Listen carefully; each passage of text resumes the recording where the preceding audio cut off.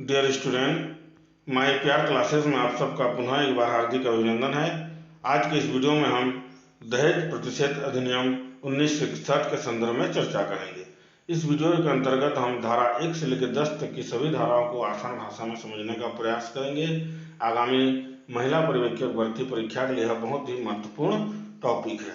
तो आइए स्टार्ट करते हैं आज का हमारा यह वीडियो, दहेज प्रतिषेध अधिनियम 1961।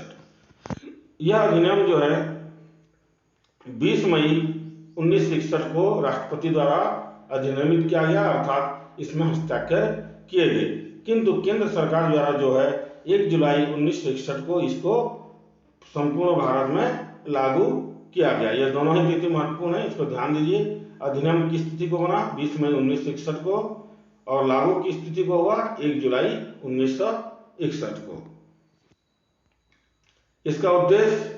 इसका उद्देश्य स्पष्ट है। दहेज के लेन देन को प्रतिषिद्ध करने के लिए इस अधिनियम को बनाया गया है। दहेज के रोकथाम और उसके उल्लंघन के लिए ही यह अधिनियम संसद में पारित किया गया। इसके अंतर्गत हम धारा 1 की बात करते हैं। किसी भी अधिनियम में जो है जो धारा है, धारा 1 में जो है उसका संक्षिप्त नाम, उसका विस्तार और प्रारंभ तिथि का वर्णन हमको देखने को मिलता है। तो इस अधिनियम का जो संक्षिप्त नाम है दहेज प्रतिषेध अधिनियम 1961। इसका विस्तार जो है संपूर्ण भारत देश में है, जम्मू कश्मीर को छोड़कर। जिस समय यह अधिनियम बना था उस समय यह जम्मू कश्मीर में लागू नहीं था, किंतु जब धारा 370 को हटाया गया, जम्मू कश्मीर को जो विशेष अधिकार प्राप्त था धारा 370 के अंतर्गत, जब धारा 370 को हटाया गया तब यह अधिनियम अब जम्मू कश्मीर में भी लागू है।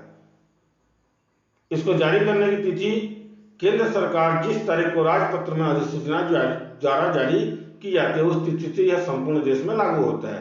तो यह तिथि जो है 1 जुलाई 1961, इस दिन केंद्र सरकार द्वारा जो है राजपत्र में अधिसूचना जारी कर इस अधिनियम को जो है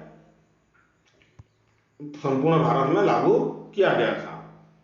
धारा 2 है, किसी भी अधिनियम की जो है कुछ परिभाषाएं दी होती है, उसमें उस परिभाषा को इसमें स्पष्ट किया गया है। तो इसमें जो दहेज की जो परिभाषा है वह इस प्रकार इस धारा के अंतर्गत इस अधिनियम में उल्लेखित किया गया है कि दहेज से अभिप्राय है कि ऐसी संपत्ति या मूल्यवान प्रतिभूति जो विवाह के समय या उसके पूर्व या विवाह के पश्चात एक पक्षकार द्वारा दूसरे पक्षकार को माता पिता द्वारा अन्य किसी रिश्तेदार द्वारा प्रत्यक्ष या अप्रत्यक्ष के द्वारा दी गई हो या दी जाने के लिए करार की गई हो, दहेज कहलाता है। तो इसमें दहेज के लेन देन को पूर्णतः स्पष्ट किया गया। इस अधिनियम के पश्चात यदि कोई माता पिता हो या फिर उसके कोई रिश्तेदार हो या कोई संरक्षक हो या प्रत्यक्ष रूप से किसी को कोई मांग करता है तो उसको दहेज के अंतर्गत रखा गया है। किंतु जो मुस्लिम पर्सनल बोर्ड लॉ है, शरीयत कानून के अनुसार मेहर को दहेज से परे रखा गया, अर्थात जो मेहर है, मेहरदौन की राशि जिसको कहा जाता है, उस राशि को जो है दहेज के अंतर्गत माना नहीं जाता है। वह उनकी धार्मिक प्रक्रिया के रूप में उसके अंतर्गत उसको रखा गया है। तो ये क्या होता है कि मेहर जो होता है एक बॉन्ड होता है, एक प्रकार का करार होता है जो मुस्लिम धर्म में मान्यता है कि जिस समय वर और वधू की शादी हो तो उस समय एक करार किया है, तो उसमें कुछ राशि का वर्णन होता है। तो इसको दहेज के अंतर्गत इसमें नहीं रखा गया है। आइए आज हम धारा 3 की बात करते हैं। तो धारा 3 में जो है इसमें लिखा गया है दहेज देने या लेने के लिए शास्ति, मतलब दहेज के लेन देन के लिए सजा का जो प्रावधान है इसके अंतर्गत रखा गया है। तो इसमें जो उपधारा 1 है इसमें स्पष्ट रूप से लिखा गया है कि यदि कोई व्यक्ति इस अधिनियम के प्रारंभ के पश्चात दहेज देगा या लेगा अथवा देना या लेना के लिए दुष्कृत करेगा तो वह कारावास और जुर्माने से दंडनीय होगा। मतलब इसमें दहेज और लेने दोनों को निषिद्ध माना गया है। यदि कोई दहेज का लेन देन करता है तो उसके लिए इसमें दंड का प्रावधान है। तो यह जो दंड है 5 वर्ष की कारावास या 15,000 का जुर्माना या जो दहेज का मूल्य होगा उसके अनुसार जुर्माने की राशि तय की जाती है धारा 3 के अंतर्गत। मतलब दहेज के लेन देन के लिए जो सजा का प्रावधान है वो धारा 3 के उपधारा 1 में दिया गया है। अब आते हैं हम धारा 3 की उपधारा 2। इसके अंतर्गत जो है दहेज किन वस्तुओं को सरकार द्वारा माना नहीं गया। इस अधिनियम में दहेज के अंतर्गत किन वस्तुओं को नहीं रखा गया है। यदि वधु को जो है यानी लड़की पक्ष को जो है विवाह के समय बिना मांगे कोई वस्तु दी जाती है तो उस वस्तु को जो है या उस राशि को जो है दहेज के अंतर्गत नहीं रखा गया है। दूसरा कंडीशन, यदि वर को जो है विवाह के समय कोई वस्तु दी जाती है बिना मांगे तो उस वस्तु को भी दहेज के अंतर्गत नहीं रखा गया है, क्योंकि जो सामाजिक मान्यता है, जो रूढ़िगत प्रकृति है, जो परंपरा के अनुसार चली आ रही है, किसी कुछ वस्तुओं को देना अनिवार्य होता है, तो उन वस्तुओं को जो है इससे दूर रखा गया है और उनको दहेज के अंतर्गत नहीं माना जाता है। किंतु इसमें एक कंडीशन यह है, उसमें भी व्यक्ति की जो वित्तीय स्थिति है उसकी आर्थिक स्थिति को भी ध्यान में रखा जाता है कि क्या वह जो व्यक्ति दे रहा है वधु को या वर को कोई वस्तु दे रहा है तो उसको देने के लिए उसकी हैसियत है कि नहीं, इसको भी देखा जाता है, या फिर किसी मजबूरी में देखा जाता है। यदि वह किसी मजबूरी में दे रहा है, उसकी आर्थिक स्थिति उतनी नहीं है, उस वस्तु को खरीदने में वह सक्षम नहीं है, फिर भी वह उस वस्तु को वधु या वर को दे रहा है तो इस कंडीशन में जो है दहेज माना जाएगा। यदि कोई गरीब परिवार से व्यक्ति है, वह मोटरसाइकिल देने के लिए अपने दामाद को देने के लिए सक्षम नहीं है, फिर वो उस कंडीशन में दे रहा है तो वह दहेज होगा। किंतु यदि वह व्यक्ति जो है अपने दामाद को एक मोटरसाइकिल देता है और वो उतना सक्षम है उसको खरीदने के लिए, तो उस कंडीशन में वह वस्तु जो है क्या होगा, दहेज नहीं माना जाएगा, वह सिर्फ एक गिफ्ट या उपहार माना जाएगा। धारा 4 जो है इसमें दहेज मांगने के लिए सजा का प्रावधान है। धारा 3 और 4 इसमें कंफ्यूजन नहीं होना है। धारा 3 में स्पष्ट लिखा गया है कि लेन देन के लिए जो दंड का प्रावधान है किसमें, धारा 3 में, किंतु धारा 4 में जो है दहेज को मांगने के लिए उसमें दंड का प्रावधान किया गया है। यदि कोई व्यक्ति दहेज को मांगता है, वर पक्ष के माता पिता हो या उसका संरक्षक हो या उसका कोई रिश्तेदार हो, तो प्रत्यक्ष या अप्रत्यक्ष रूप से यदि कोई व्यक्ति दहेज की मांग करता है तो उसके लिए इस धारा 4 के अंतर्गत दंड का प्रावधान है। इसमें जो है 6 माह से लेके 2 वर्ष तक का कारावास और जुर्माने के लिए 10,000 रुपए तक का हो सकता है उस व्यक्ति को। धारा 4 में इसमें दहेज सिर्फ मांगने के लिए धारा 4 में इसका दंड का प्रावधान है। धारा 4 का जो एक और कंडीशन है जो कि महत्वपूर्ण है, विज्ञापन पर पाबंदी। इसको आइए समझते हैं क्या है, किस तरह से इसको इस अधिनियम में रखा गया है। यदि कोई व्यक्ति अपने पुत्र या पुत्री या किसी अन्य रिश्तेदार नातेदार के विवाह के प्रतिफल स्वरूप किसी समाचार पत्र, नियतकालिक पत्रिका, जनरल या अन्य किसी माध्यम से अपनी संपत्ति या किसी धन के अंश या दोनों के किसी कारोबार या अन्य हित में किसी अंश में प्रतिस्थापन करेगा, कोई विज्ञापन मुद्रित करेगा, प्रकाशित करेगा या परिचालन करेगा, वह दंड के योग्य होगा। इस धारा 4 का जो क दिया है उपधारा, उसमें स्पष्ट रूप से लिखा गया है किसी प्रकार का कोई विज्ञापन जो है कोई व्यक्ति अपने लड़की के या लड़के के विवाह के लिए विज्ञापन नहीं दे सकता है किसी भी समाचार पत्र में। आप देखे होंगे हमारे जो दैनिक समाचार पत्र हैं उनके पीछे वर की मांग, वधु की मांग या फिर वधु की आवश्यकता है, एक अच्छे वर की तलाश है, इस तरह से विज्ञापन आते हैं। वैसे विज्ञापनों में अपने संपत्ति का कोई भी व्यक्ति विवरण नहीं दे सकता है, चाहे वह सोशल मीडिया के माध्यम से हो, कोई समाचार पत्र के माध्यम से हो, क्या किसी न्यूज चैनल के माध्यम से। यदि न्यायालय को इसके बारे में पता चलता है तो वह उस व्यक्ति के विरुद्ध जो है इस अधिनियम के अंतर्गत सजा का प्रावधान कर सकता है। तो इसमें विज्ञापन को पूर्णतः रोक लगाया गया है। कोई भी व्यक्ति अपने संपत्ति का कोई भी विवरण अपने विज्ञापन में जारी नहीं कर सकता है। इसीलिए आप देखे होंगे कि जो वधु आवश्यकता, वर आवश्यकता, इस तरह में जो वेतन का विवरण देते हैं वो लोग 4 अंकों में, 5 अंकों में, 6 अंकों में, इस तरह से उसमें लिखते हैं, क्योंकि उसमें वो प्रत्यक्ष रूप से कभी भी नहीं लिख सकते कि हमारी संपत्ति इतनी है, हम लोग इतना कमाते हैं। इस तरह से कभी भी कोई लिख नहीं सकता, उनके लिए भी इसमें दंड का प्रावधान है। तो इसमें जो दंड होगा न्यूनतम 6 माह से 5 वर्ष तक का इसमें कारावास का दंड है और प्लस इसमें जो है 15,000 की जुर्माने की राशि का भी दंड दे सकता है न्यायालय। अब आते हैं हम धारा 5। धारा 5 में जो है दहेज देने और लेने के लिए करार शून्य होना। यदि वर पक्ष और वधु पक्ष द्वारा क्या किया जाता है कि किसी दहेज कोई वस्तु दे रहे हैं तो उन वस्तुओं का लिस्ट बना के उसमें कोई करार करते हैं, कोई बॉन्ड बनाते हैं, तो वो तो बिल्कुल ही मान्य नहीं होगा, वो हमेशा अवैधानिक ही होगा, उसका कोई वैधानिक मान्यता नहीं होगी। इसके लिए दहेज के लिए किसी प्रकार की कोई वैधानिक मान्यता नहीं हुई। इसका जो विवरण है हमको धारा 5 में मिलता है। मोस्ट एमपी धारा है, इसको डायरेक्ट यहाँ से क्वेश्चन में पूछे जाते हैं। दहेज लेने और देने और लेने के लिए करार शून्य किस धारा के अंतर्गत हमको देखने को मिलता है या किसमें उल्लेख है? तो ये जो है धारा 5 में स्पष्ट रूप से लिखा गया है, किसी भी प्रकार का चाहे वर पक्ष द्वारा हो या कोई वधु पक्ष द्वारा हो, यदि उन दोनों के मध्य कोई करार किया गया है, किसी वस्तुओं को का लिस्ट बना के उसमें रखा गया है कि बाद में दिया जाए या कुछ भी करार किया गया है उनको बाद में हम दे सकते हैं, तो इस तरह का कोई भी करार मान्य नहीं होगा न्यायालय द्वारा। नेक्स्ट धारा है धारा 6। धारा 6 यह भी एक महत्वपूर्ण धारा है। इसमें जो है दहेज का पत्नी या उसके वारिसों के फायदे के लिए होना। मोस्ट टाइम भी दहेज जो है हमेशा जिस महिला को दी जाती है उसके और उसके जो वारिस होंगे, उनके संतान होंगे, उनके फायदे के लिए वो दहेज को दिया जाता है।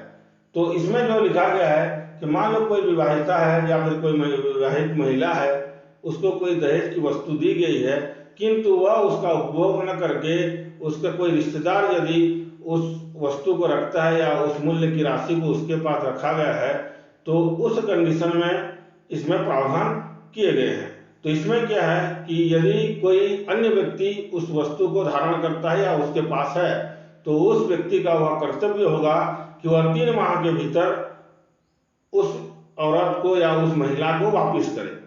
यदि महिला नाबालिग है, नाबालिग महिला, जब नाबालिग लड़की की शादी हुई, यदि उस दहेज को वह व्यक्ति रखा है तो वह सिर्फ एक ट्रस्टी होगा, मतलब उसका संरक्षक होगा, और जिस दिन वह लड़की बालिग होगी उसके 1 वर्ष के भीतर उसे उस वस्तु को देना अनिवार्य है।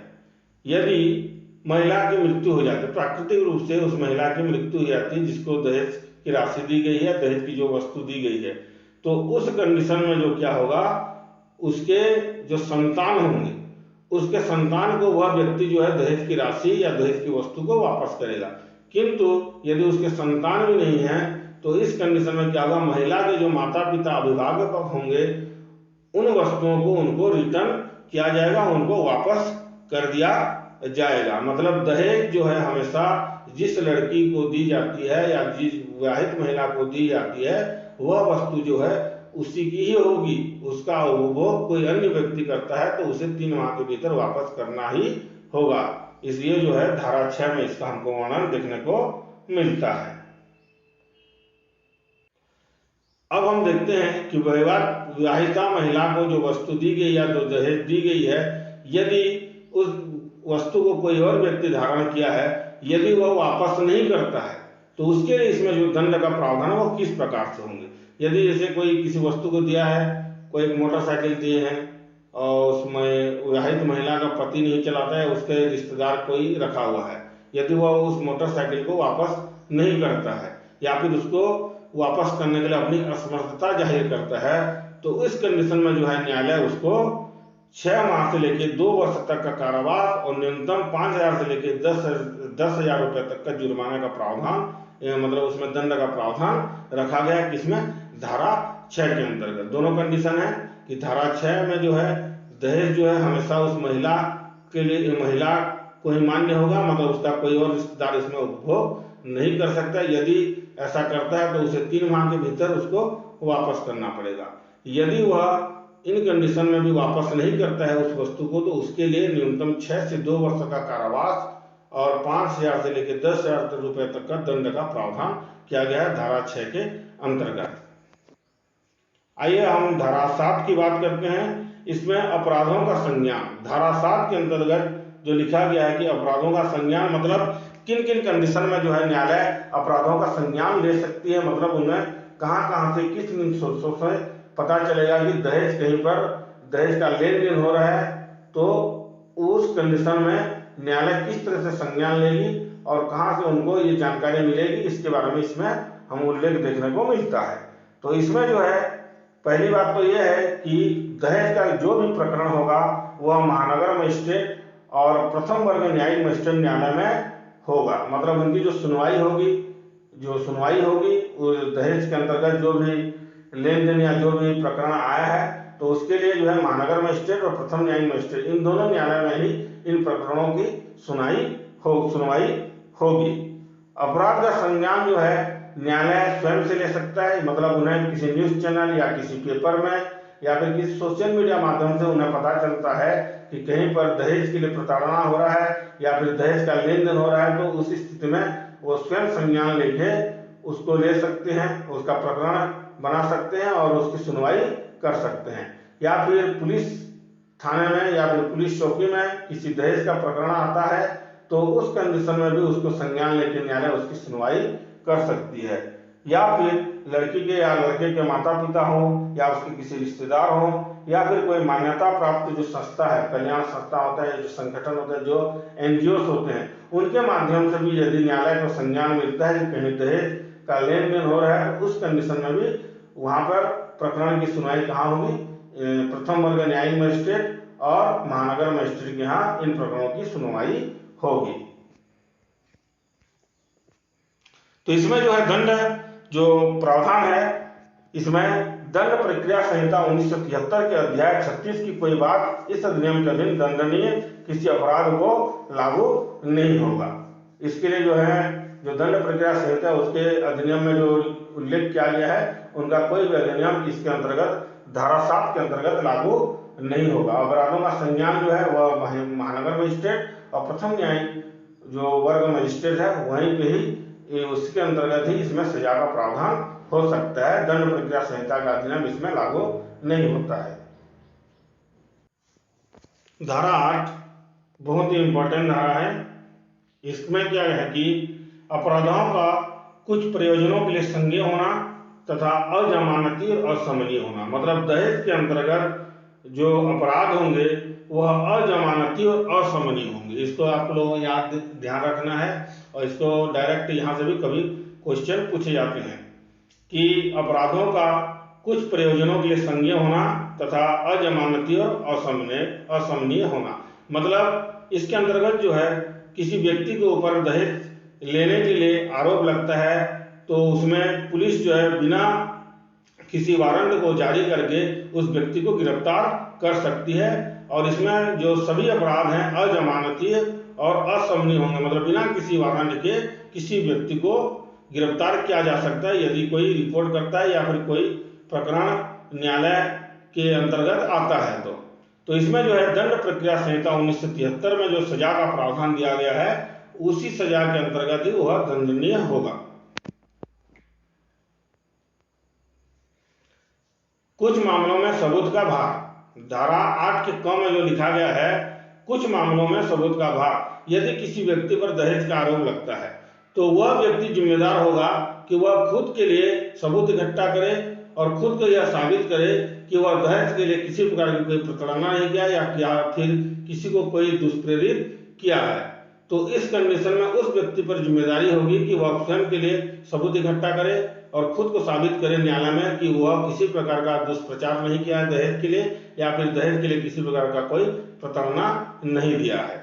इसके बारे में जो है धारा 8 के क में इसका उल्लेख हमको देखने के लिए मिलता है। मोस्ट टाइम भी धारा 8 क भी है। धारा 8 की दोनों ही जो कंडीशन है वो मोस्ट IMP है। धारा 8 का जो ख है, धारा 8 का ख, इसमें जो है दहेज प्रतिशत अधिकारी की नियुक्ति का प्रावधान। धारा 8 की जो 3 कंडीशन, पहला और दूसरा जो क और तीसरा ख, ये तीनों ही कंडीशन इंपॉर्टेंट है कि जैसे प्रश्न में पूछा जा सकता है कि दहेज प्रतिशत अधिकारी की नियुक्ति का प्रावधान किस धारा के अंतर्गत आता है। यदि उसमें धारा 1, 2, 3, 4, 5, 6, 7 इस तरह से दिए हैं तो आपका आंसर जो होगा धारा 8 होगा। किंतु यदि आपके प्रश्न में आपसे पूछे जाते हैं कि दहेज प्रतिशत अधिकारी की नियुक्ति का प्रावधान है धारा 8 क, धारा 8 ख, इस तरह से दिए जाते हैं तो उस कंडीशन में जो होगा धारा 8 ख, इसमें जो है दहेज प्रतिनिधि नियुक्ति का प्रावधान इसमें दिया गया है।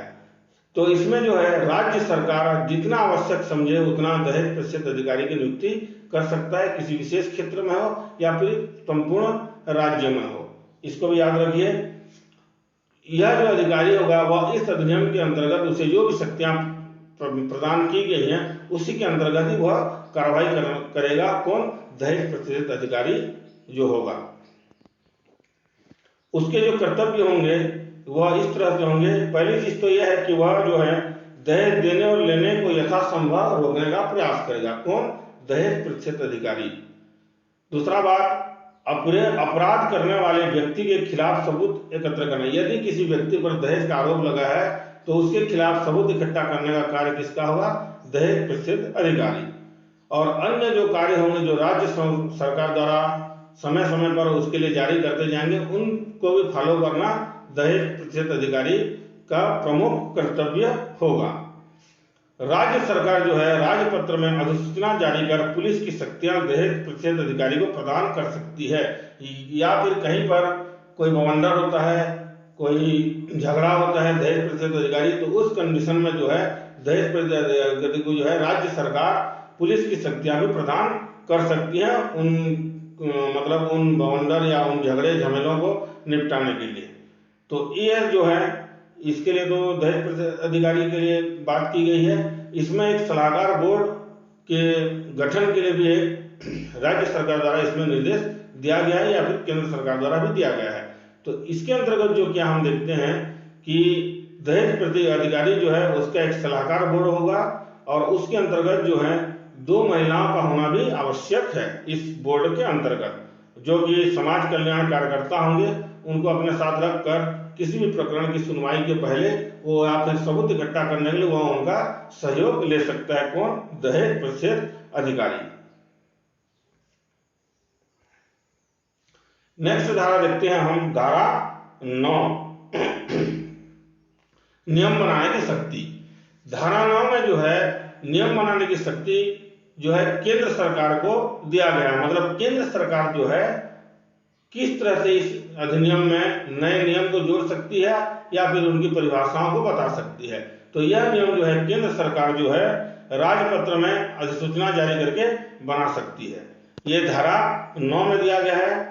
यदि हम और इसमें एक कंडीशन यह है कि यह जो भी धारा या फिर जिसमें भी जो नया नियम बनाए जाते हैं केंद्र सरकार द्वारा, वह क्या करेगा? संसद के समक्ष उसको पेश करेगा, तभी इसमें नियम का संशोधन किया जा सकता है। इसमें दहेज प्रतिनियम 1961 में। यह तो धारा 9 की बात हो। मतलब धारा 9 में जो है केंद्र को नियम बनाने की शक्ति प्रदान किया गया है। और धारा 10 जो है इसमें राज्य सरकार को नियम बनाने की शक्ति का प्रावधान है। दोनों ही ये भी इंपॉर्टेंट है, धारा 9 और 10। यहाँ पे कंफ्यूजन नहीं होना है। जब 9 की बात आती है तो वहां केंद्र सरकार इस अधिनियम के अंतर्गत नियम बना सकती है, और धारा 10 की बात होती है तो राज्य सरकार को इसमें नियम बनाने की शक्ति का प्रावधान किया गया है। ये भी सेम वही है कि राज्य सरकार अधिसूचना जारी करके नियम बना सकती है, किंतु उसे अपने विधानमंडल में उसको पेश करना जरूरी है। जो भी नया नियम उसमें बनाएगी राज्य सरकार। ये पूरे धारा 1 से लेकर 10 तक की धाराएं थी।